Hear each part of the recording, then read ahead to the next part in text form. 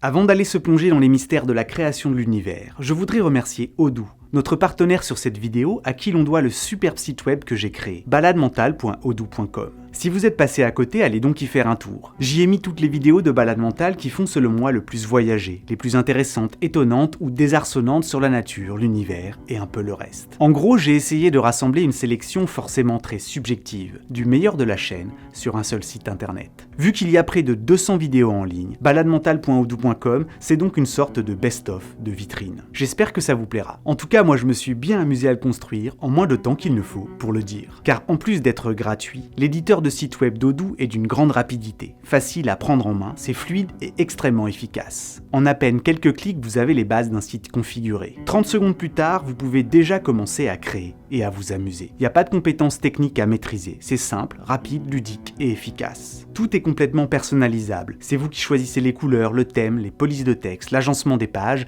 les fonctionnalités et bien plus encore. Bref, avec Odoo, plus de perte de temps et d'argent dans la conception et le développement de sites web. Pour ça, un grand merci à eux et sur ce place à la création de l'espace. La réponse à l'un des plus grands mystères de l'univers se cache peut-être à l'intérieur de l'un des objets les plus fascinants que l'on puisse y trouver, les trous noirs. Pourquoi sommes-nous dans un univers habitable? Comment se fait-il que nous puissions être vivants aujourd'hui, alors qu'il suffit que l'une des valeurs des constantes fondamentales de la nature ait été très légèrement différente, pour que l'apparition de la vie telle qu'on la connaît dans cet univers ait été impossible, et ni vous, ni moi ne serions là. Pour toucher du doigt cette étrangeté, prenons quelques exemples concrets, vous allez voir. C'est déstabilisant. Si le taux d'expansion de l'univers était d'une valeur plus grande qu'elle ne l'est, alors la matière aurait eu du mal à s'agglomérer. Il y aurait eu très peu d'étoiles comme de planètes, et notre univers serait pratiquement dépourvu de grandes structures. Si la force de gravitation était légèrement plus faible que ce qu'elle est, alors l'univers ne pourrait donner naissance qu'à des étoiles gigantesques. Des étoiles bien plus grosses que notre Soleil, et qui, brûlant trop rapidement et intensément, s'avéreraient être des enfers pour les planètes leur tournant autour. A l'inverse, si cette même force était légèrement plus forte que ce qu'elle n'est, il n'y aurait eu aucune étoile plus lourde que notre Soleil, et le carbone, élément indispensable à la vie, serait pratiquement absent du cosmos. Car ce sont ce type d'étoiles qui majoritairement le produisent et le distribuent. Dans le même ordre d'idée, une force électromagnétique légèrement plus forte ou plus faible rendrait les étoiles comme les molécules complexes fortement instables. Même une très légère modification des masses relatives des particules élémentaires aurait des conséquences absolument désastreuses pour le vivant. Songez que si la masse des protons était un peu plus grande que celle des neutrons, alors que dans notre réalité c'est l'inverse, la seule matière existant dans l'univers serait du neutronium, et aucun des éléments chimiques que l'on connaît aujourd'hui n'aurait pu se former.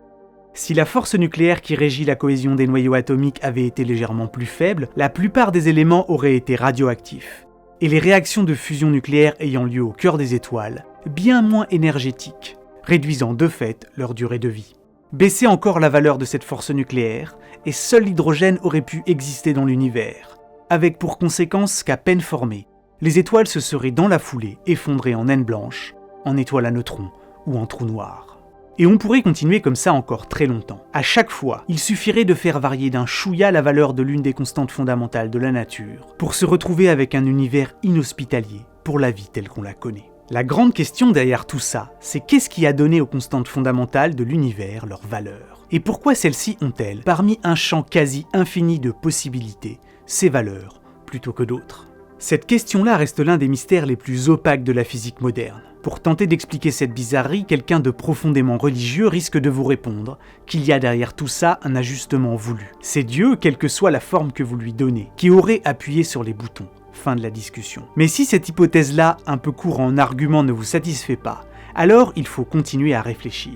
Vous pouvez par exemple considérer que quelque chose d'intrinsèquement inscrit dans l'univers force les constantes à prendre ses valeurs. Ou alors considérer que si les constantes de l'univers semblent si précisément réglées pour permettre l'émergence de la complexité du vivant, c'est qu'il existe ailleurs un grand nombre, peut-être une infinité d'autres univers parallèles défaillants ou stériles. Pour plus de détails sur cette hypothèse, je vous renvoie sur la vidéo parlant des multivers. Le truc à retenir ici, c'est que ce que l'on serait tenté de prendre pour un heureux hasard ne serait au fond que la conséquence d'un grand nombre d'essais. Car même si les chances de tomber par hasard sur un univers propice à la vie semblent ridiculement petites au départ, avec un très grand nombre d'univers, elles finissent inévitablement par arriver. Et si ces explications ne vous conviennent toujours pas, si vous refusez d'y voir un simple heureux hasard, alors vous pouvez faire intervenir l'existence des trous noirs. C'est en tout cas ce que propose l'étrange théorie de la sélection naturelle cosmique élaborée par le physicien Lee Smolin, et selon laquelle notre univers se serait formé à l'intérieur d'un trou noir, enfanté par un univers à partir duquel il aurait évolué. Avant de jeter d'emblée cette hypothèse qui peut sembler totalement insensée à la poubelle, il va falloir s'accrocher un peu, mais ne partez pas, vous allez voir, c'est fascinant. Déjà, pour comprendre comment les trous noirs auraient pu être des créateurs d'univers, il faut s'intéresser à ce qu'il advient de tout ce qui est tombé dedans. On pense que toute la matière étant rentrée dans un trou noir, finit inévitablement par s'y concentrer au centre, se compactant dans un volume d'espace minuscule, jusqu'à atteindre des densités proprement dantesques, tutoyant l'infini. Dans cette région désarçonnante se forme alors ce qu'on appelle une singularité, au sein de laquelle gravité et mécanique quantique perdent pied. Et l'on voit apparaître dans les équations des instabilités, des volumes sans dimension, des courbures infinies de l'espace et du temps. Et ce faisant, parmi toutes les implications possibles permises par ces bizarreries, il y en a qui nous disent que le centre des trous noirs n'est aucunement pour la matière, l'espace, le temps et les rayonnements, la fin de l'histoire, mais le début de quelque chose d'autre.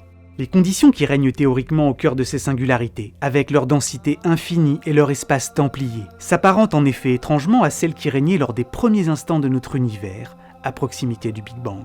Et il n'est pas impossible que le centre de chaque trou noir ne pousse la matière et l'énergie plongeant vers lui à y rebondir en créant instantanément un jumeau symétrique prenant la forme d'un hypothétique trou blanc. Une sorte de trou noir à l'envers, un nouvel univers, qui commencerait sous la forme d'un jaillissement de matière et de rayonnement. Un grand rebond, un Big Bang, créant de l'espace et du temps et transformant inévitablement le centre de chaque trou noir en blanc. En d'autres termes, les trous noirs seraient des lieux de naissance, et le moment où le temps semble se terminer, à proximité de leur singularité, serait celui où le temps commence par un Big Bang et la formation d'un nouvel univers. Et si vous vous demandez pourquoi nous ne voyons rien de ces jaillissements de matière et de rayonnement, eh bien c'est parce que tout ceci se déroule entièrement lové à l'intérieur des trous noirs. Pour comprendre comment il est théoriquement possible de faire tenir dans un trou noir toute la place et l'espace nécessaires pour que s'étende un nouvel univers, il faut considérer deux choses. Déjà, les trous noirs les plus massifs que l'on connaisse peuvent atteindre des tailles impressionnantes et avoir des densités moyennes de l'ordre de celles de l'eau, voire de l'air. Là-dessus, je vous renvoie à un épisode précédent où j'ai tenté d'expliquer pourquoi il est théoriquement possible que notre univers observable soit contenu dans un trou noir encore plus grand que lui. Et puis, il faut également imaginer qu'un volume en apparence aussi petit que celui d'un trou noir peut se révéler être infiniment grand intérieurement. Pour essayer d'en donner une image, prenez une boule sphérique, réfléchissant tout ce qui l'entoure absolument parfaitement. Un tel miroir pourrait refléter, bien que déformé et en modèle réduit, une image montrant la totalité de l'univers observable qui l'entoure.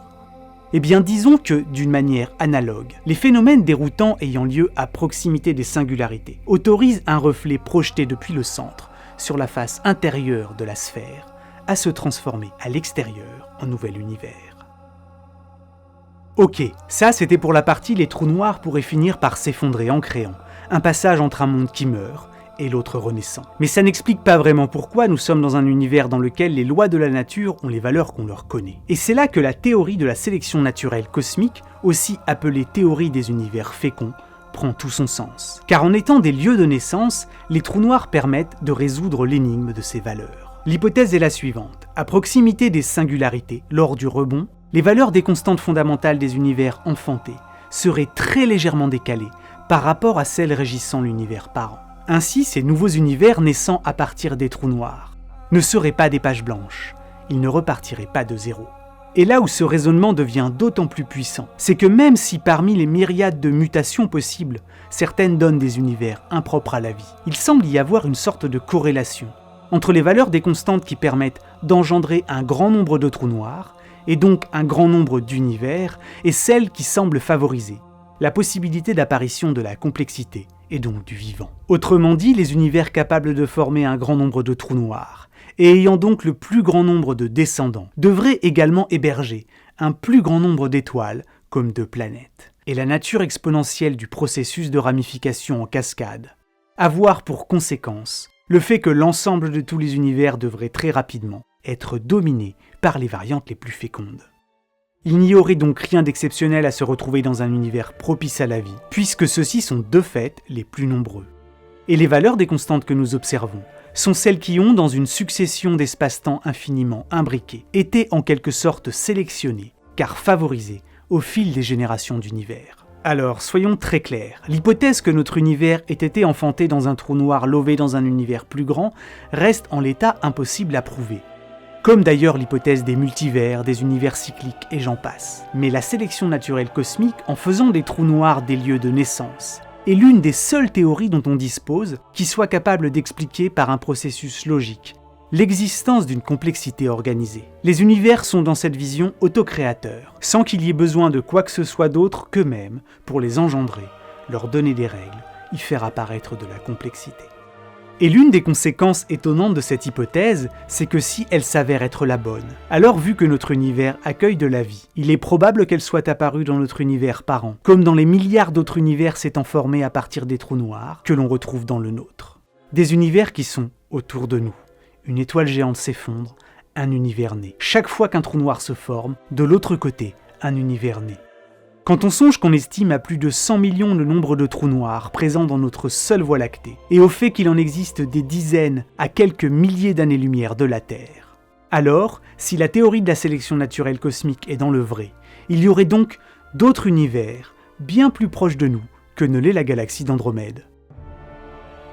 Pour expliquer l'origine du monde, de nombreux modèles et idées abondent. Cet épisode se veut avant tout un voyage, explorant une proposition fascinante, et qui mérite d'être explorée, car elle ouvre de nouvelles portes, de nouvelles fenêtres sur notre façon d'aborder le problème de l'origine de l'univers. Évidemment, aussi élégante que puisse être la proposition des univers féconds, comme n'importe quelle autre proposition d'explication d'ailleurs, Dieu y compris et en premier, nous n'aurons probablement jamais le fin mot du début de l'histoire. Car rien ne répondra jamais à la question « Mais qu'est-ce qu'il y avait en tout premier lieu, avant ?» J'espère en tout cas que l'idée que notre univers puisse être issu d'un trou blanc, produit par un trou noir lui-même enchâssé dans un univers plus ancien, et passé sur votre matière grise, avec la délicatesse d'un rouleau compresseur, de toutes les couleurs. Après ce long voyage dans l'espace, n'oubliez pas d'aller faire un tour sur baladementale.odoo.com. J'ai vraiment essayé de faire quelque chose à l'esthétique un peu épurée, le tout agrémenté de mes vidéos préférées. Bon, je me demande si dans le fond je me suis pas un peu inspiré de l'idée que je me fais de l'intérieur des trous noirs. Vous me direz ce que vous en pensez. Et puis, si le cœur vous en dit, lancez-vous comme moi dans la création de sites internet. Car avec Odoo, la première application est gratuite à vie, et l'hébergement du site et le support sont compris en illimité. En plus, vous avez même un nom de domaine personnalisé. J'ai vérifié et on peut encore prendre sélectionnaturellecosmique.odoo.com. Pour ce nom de domaine précisément, il ne reste de fait qu'une seule place de disponible. Mais il est possible de créer une infinité de variantes. Alors, qu'attendez-vous ?